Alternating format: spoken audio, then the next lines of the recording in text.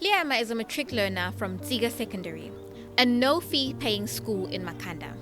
Liama likes reading books and hopes to attend university next year, although she is still undecided about where to go.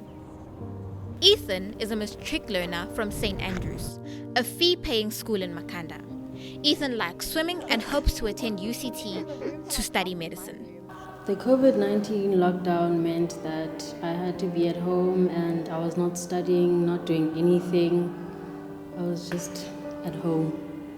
If I can be honest, we almost got more work when we were on lockdown and whatnot, so it meant that my work ethic increased tenfold, I felt. So I'd wake up at like 6:30 in the morning and I'd just work till like 9 at night, because just working on assignments, working on essays. Specifically at St. Andrews, like everyone is privileged enough to have like an iPad or whatever it is so that we can access the Google Classroom, and the school made it like communication was actually really good in 2020 so that we could we knew what assignments to do when, and it was very logical in that sense. So it definitely helped that they were using platforms that were already known. When we got back, like everything was just so fast and we had to write like exams and like all the content that we were supposed to learn, like we didn't learn it in the months of the lockdown. The coronavirus pandemic had a devastating impact across sectors of the South African life.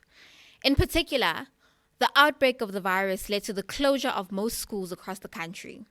This left thousands of children without access to education for at the very least the first 2 months of hard lockdown. However, children's access to education during the pandemic was not all the same. A strong difference was felt between fee-paying schools and no-fee schools. One has to make a distinction, I think, between fee-paying schools and no-fee schools. But essentially what that meant for no-fee schools is that children went home at the beginning of term 1 essentially without anything and came back to school when school reopened. So for that period of schooling, there was basically no education, as in nothing.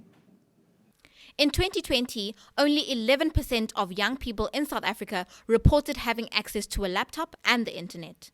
The digital divide was never clearer. In Makanda, we don't have any public access to internet. So whereas privileged communities would have their own private access to internet and resources in that way, there's very limited access at various organizations in our locations. Social distancing was also a challenge faced by schools during the pandemic.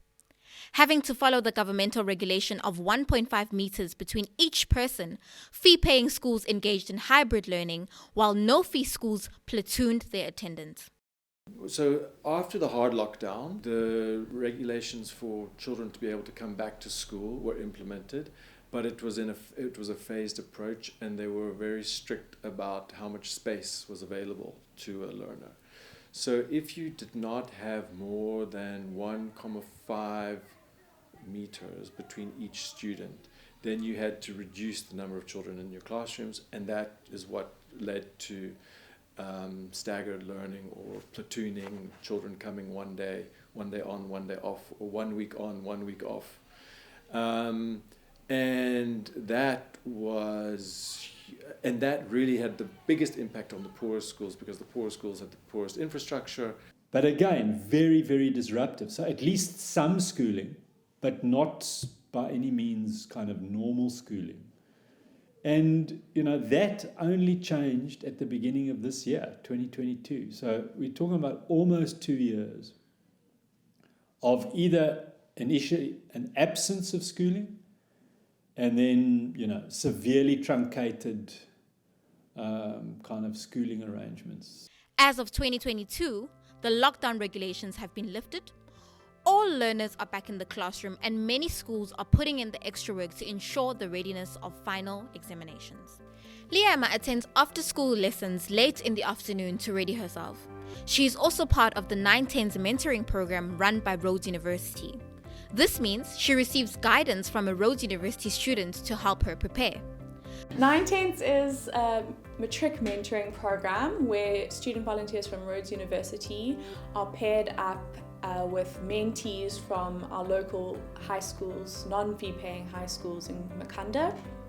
And the purpose of it is to really allow that university student to walk the journey of matric with local learners. And so we go through 3 phases in the program. The first one is around goal setting. The second one is around equipping students, or learners rather, with the skills that they need to be able to adequately study. And then the last one is around career guidance and looking at pathways beyond matric. It is helping. Because now, like, in those classes, we're able to exchange information with other learners. So everything that we didn't know, we're able to, like, know.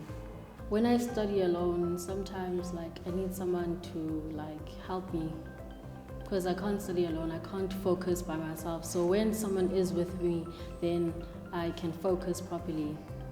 So when I was, like, with other people here at school, then we can actually do something together. That kind of like gives me a drive to do something. Despite her hard work, she's still very nervous about her examinations. Ethan is also studying hard, but feels confident that he can achieve well. Even though his education was interrupted, he was able to remain in class and stay up to date with his curriculum. Although he does still see the effects of the 2 years without traditional learning. The lockdown has ended, but for Liema and Ethan, its effects still linger.